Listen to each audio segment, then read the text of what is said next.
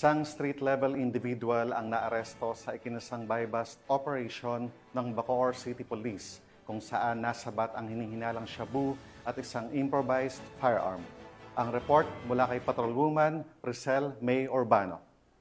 Kumpay na maaresto ng Drug Enforcement Team ng Bacoor Component City Police Station ang isang street-level individual sa isinagawang buy-bust operation sa Camellia Springville, Barangay Molino 3, Bacoor City nito lamang 11 ng Agosto taong kasalukuyan. Kinilala ang suspect na si alias Nel, 44 taong gulang at residente ng Bagong Silang, Barangay Queens Row, Central Bacoor City, Cavite.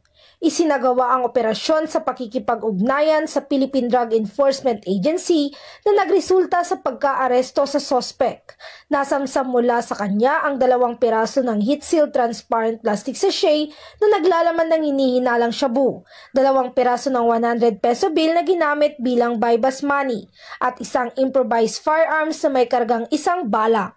Ang mga nakumpiskang ebidensya ay dinala sa Provincial Forensic Unit sa Imus City para sa pagsusuri. Samantala ang suspect ay kasalukuyang nasa Bacoor Component City Police Station habang inihahanda ang kasong paglabag sa RA 9165 o Comprehensive Dangerous Drugs Act of 2002 at RA 10591 o Comprehensive Firearms and Ammunition Regulation Act.